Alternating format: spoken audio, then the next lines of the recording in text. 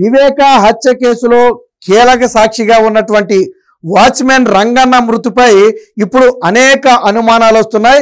ఏదైతే కూటమి ప్రభుత్వం ఇదంతా యాదృచ్ఛికంగా జరిగింది కాదు, ఇందులో కుట్ర కోణం ఉందేమో, గతంలో పరిటాల రవి హత్య కేసులో సాక్షులను కూడా ఈ విధంగానే హతమార్చారు అని ఏదైతే చంద్రబాబు గారు చెప్పారో ఇప్పుడు అదే మాట నిజమేమోననే అనుమానం కలుగుతుంది. ఎందుకంటే రంగన్న మీద విష ప్రయోగం జరిగిందా అంటే ఎస్ అవుననే సమాధానాలే వస్తున్నాయి.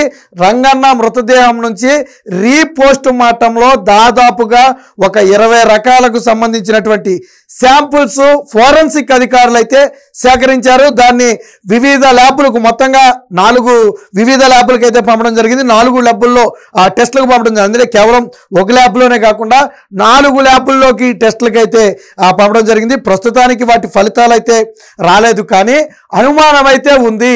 దాదాపుగా 20 రకాల శాంపుల్స్ రీపోస్ట్ మార్టంలో కలెక్ట్ చేశారు. అంటే విష ప్రయోగానికి సంబంధించిన అనుమానం ఫోరెన్సిక్ అధికారులకు కూడా కలిగినట్టుగైతే తెలుస్తుంది. ఇది స్లో పాయిజన్ కావచ్చు అనే విషయం అయితే అనుమానం ఉంది. దీని మీద పోలీసులు అయితే విచారణ వేగవంతం చేశారు. ఆల్రెడీ వివేకానంద రెడ్డి హత్య కేసులో ఈ మృతుల పట్ల పూర్తి స్థాయిలో నివేదిక ఇవ్వాలని చెప్పి ఆల్రెడీ చంద్రబాబు గారు ఆదేశించారు. దానికి సంబంధించి ఒక కమిటీని కూడా వేశారు. ఆల్రెడీ ఒక బృందం దీని మీద పూర్తి విచారణ కూడా చేస్తుంది.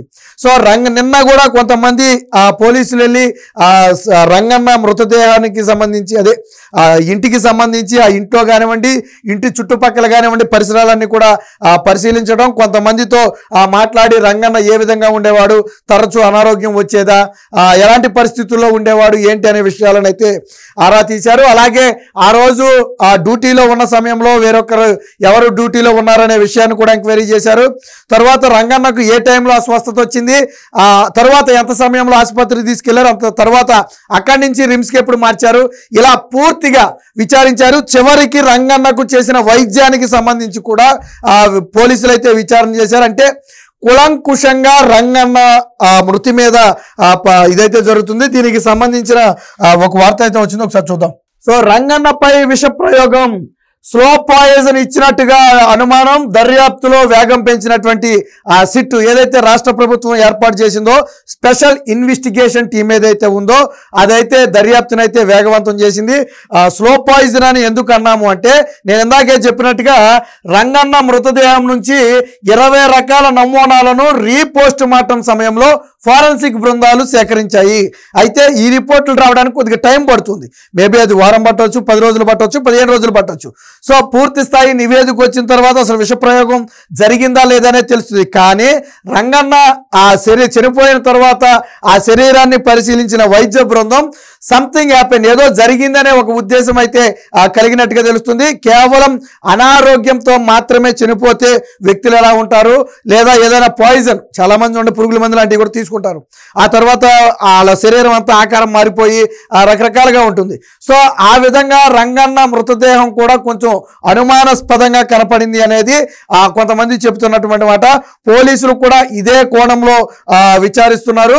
స్లో పాయిజన్ అనే అనుమానం నివృత్తి చేసుకోవడానికి మొత్తంగా 4 ల్యాబ్లకి అయితే ఆ టెస్టులు మొత్తం కూడా పంపడం అయితే జరిగింది. సో ఇక్కడ చూడొచ్చు, మాజీ మంత్రి వైఎస్ వివేకానంద రెడ్డి హత్య కేసులో ప్రధాన సాక్షి వాచ్మెన్ రంగన్న విష ప్రయోగం వల్లే చనిపోయారు అనే ప్రచారం సాగుతుంది. ఆయన మరణానికి స్లో పాయిజనే కారణం కావచ్చు అనేది ఇప్పుడు సాగుతున్నటువంటి చర్చ. ఆయన మృతదేహం నుంచి 20 రకాల నమూనాలను పోస్ట్ మార్టం సమయంలో ఫోరెన్సిక్ బృందం గత శనివారం సేకరించడమే ఈ అనుమానాలకు బలం చేకూరుస్తుంది. ఈ నమూనాలను 4 ల్యాబులకు పంపారు. వాటి నుంచి రిపోర్ట్లు వస్తేనే కానీ మృతికి గల అసలు కారణం ఏంటనేది తెలిసే అవకాశం లేదు. ఒకవేళ స్లో పాయిజన్ వల్లే చనిపోయారు అని తెలిస్తే ఏ పాయిజన్ ఇచ్చారనేది కూడా తెలుస్తుంది.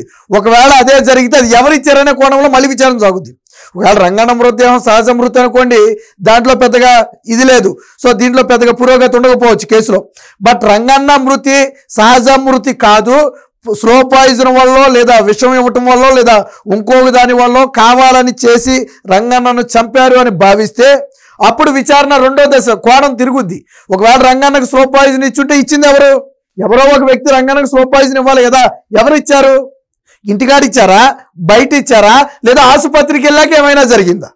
ఇలా కోణంలో మళ్ళీ విచారణ మారుద్ది. కాకపోతే దీని రిపోర్ట్లు వచ్చే వరకు కూడా వెయిట్ చేయాల్సి ఉంటుంది. మరోవైపు సిట్ బృందం దర్యాప్తు ముమ్మరం చేసింది. గురువారం ఈ బృందంలోని కొంతమంది అధికారులు పులివెందల్లోని బకరాపురంలోని రంగన్న ఇంటికి, రంగన్న ఉండేది ఆ ఊర్లోనే, సో ఇంటికి అలాగే ఇంటి చుట్టుపక్కల ప్రాంతాలను పరిశీలించారు. అలాగే ఆయన ఆరోగ్య సమస్యపై చుట్టుపక్కల వారిని అడిగి తెలుసుకున్నారు.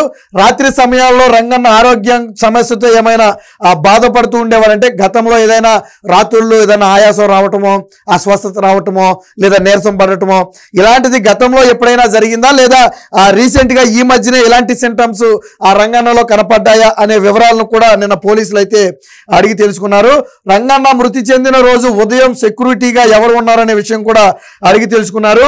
ఈ వివరాలన్నిటినీ క్షుణ్ణంగా లిఖితపూర్వకంగా అంటే రాతపూర్వకంగా నమోదు చేసినట్లుగా అయితే తెలుస్తుంది. అలాగే రంగన్న ఎన్ని గంటలకు అస్వస్థతకు గురయ్యాడు, ఎన్ని గంటలకు పులివెంద ఆసుపత్రికి తీసుకెళ్లారు, అక్కడ నుంచి రిమ్స్కు ఎప్పుడు తరలించారు. వాస్తవానికి అంటే ఏమో అస్వస్థతకు గురయ్యాక కావాలని ఆలస్యం చేశారేమో. సో ఫస్ట్ అస్వస్థతకు గురైన తర్వాత పులివెందుల హాస్పిటల్లో తీసుకెళ్లారు. సో అక్కడ మా వల్ల కాదంటే రిమ్స్కు తరలించారు. అస్వస్థతకు గురవటానికి ఆసుపత్రికి తీసుకెళ్ళడానికి మధ్య ఎంత సమయం ఉంది? ఒకవేళ తక్కువ సమయంలో తీసుకెళ్తే అది వేరే విషయం. బట్ సమయం ఎక్కువ వస్తే ఎందుకు గ్యాప్ తీసుకున్నారు? కావాలనే ప్రీప్లాంట్గా హాస్పిటల్కి తీసుకెళ్ళడం ఆలస్యం చేశారా? సో ఈ కోణంలో కూడా విచారించాల్సి అయితే ఉంటుంది. ఈ వివరాలన్నీ కూడా అడిగి తెలుసుకున్నారు. ఈ విచారణలో భాగంగా మొదటి రోజు ఇవన్నీ తీసుకున్నారు. అలాగే ఆసుపత్రుల్లో ఎలాంటి ట్రీట్మెంట్లు ఇచ్చారు, ఎలాంటి మందులు వాడారు అనే విషయాలను రెండవ రోజు విచారణలో అడిగి తెలుసుకున్నారు. అంటే ఆ రంగన్నకు వైద్యం అందించిన డాక్టర్లతో కూడా ఈ సిట్ అధికారులు అయితే మాట్లాడటం జరిగింది. ఏది ఏమైనా చంద్రబాబు గారి వ్యాఖ్యల తర్వాత ఇప్పుడు ఫోరెన్సిక్ నివేదికలు రావాల్సి ఉన్న నేపథ్యంలో 20 రకాల నమూనాలు సేకరించడం అనేది పలు అనుమానాలకైతే తావిస్తుంది. ఇది కేవలం రంగన్న మృతి ఒక్కటే అయితే మనం పెద్దగా పట్టించుకోవాల్సిన పనిలే. యువకుడైనటువంటి అభిషేక ఎవరో జగన్మోహన్ రెడ్డికి బంధువు, వైసీపీ విద్యార్థి విభాగానికి అధ్యక్షుడిగా కూడా ఉన్నాడు, ఆయన చనిపోయాడు. అంతకుముందు నారాయణ అనే ఒక వ్యక్తి చనిపోయాడు. అలాగే ఆ రోజు కారులో తీసుకెళ్లిన డ్రైవర్ చనిపోయాడు. భారతీరెడ్డి తండ్రి చనిపోయాడు, గంగిరెడ్డి, ఆయనే కుట్లేసింది. సో ఇలా ఒకళ్ళు మీకు విచిత్రం ఏంటంటే, నేను చెప్పే కదా ఆ రోజు జగన్మోహన్ రెడ్డి భారతీరెడ్డి ఫ్లైట్లో వెళ్ళా, కారులో వెళ్ళారు. రోడ్డు మార్గాన కారులో వెళ్ళేటప్పుడు ఇష్యూ మాట్లాడుకోకుండా ఉంటారా? ఏదో ఒకటి మాట్లాడుకుంటారు. ఆ రోజు ఎవరున్నారు ఆ కారులో? డ్రైవర్తో పాటు భారతీ, జగన్ ఇద్దరు మాత్రమే ఉన్నారు ఆ కారులో. సో ఆ తర్వాత డ్రైవర్ చనిపోయాడు. మరి అది యాదృచ్ఛికమా లేదా దాని వెనక ఏదైనా ఉందనేది ఇక మీ ఊహకే వదిలేయాలా. సో ఆ రోజు వీళ్ళిద్దరు మాట్లాడుకున్న మాటలు విన్న ఏకైక వ్యక్తి డ్రైవరు. ఆ డ్రైవరు ఇప్పుడు లేడు. సరే ఏం జరిగింది అనేది సిబిఐ అధికారులే తేల్చాలనుకోండి. ఏది ఏమైనా మొత్తంగా ఇప్పుడు రంగన్న మృతి అనేది పలు అనుమానాలకైతే తావిస్తుంది. ఖచ్చితంగా ఒకవేళ రంగన్న మృతిలో అనుమానాలు నిజమని నిరూపించబడితే, ఫోరెన్సిక్ ల్యాబ్లో గన రంగన్న మీద ఏదో పాయిజన్ అటాక్ జరిగింది అని గన రిపోర్టు వస్తే ఇతర మరణాల మీద కూడా బలమైన అనుమానం పెరుగుతుంది. ఒకవేళ రంగన్న మృతి సహజ మృతి అయి ఉంటే మనం వాటిని కొద్దిగా లైట్ తీసుకోవచ్చు. బట్ రంగన్న మృతి మీద ఏదైనా జరగరాంది జరిగి చనిపోయి ఉండే, ఎందుకంటే సాక్షి కూడా చేసి అడావిడి మామూలుగా లేదు. గుమ్మడికాయలు దొంగెవరంటే నేను భుజాలు తడుపుకున్నట్టు ఫస్ట్ రంగన్న మృతినేమో పోలీసుల మీద నెట్టే ప్రయత్నం చేశారు. తర్వాత పోలీసుల మీద నెడితే ఇది మనకే చుట్టుకుంటుంది అనుకున్నారో ఏమో కానీ సహజ మరణంగా వాళ్ళే చిత్రీకరించారు. తర్వాత ఏమన్నారు? సహజ మరణాన్ని టీడీపీ కుట్ర రాజకీయం చేస్తుందన్నారు. అసలు ముందు పోలీసులు చంపేశారని అనుమానం చెప్పిందే వాళ్ళు. గతంలో మీకు గుర్తులేదా, గుండెపోటు అని చెప్పింది ఎవరు? వివేకానంద రెడ్డికి సాక్షిలోనే చెప్పారు.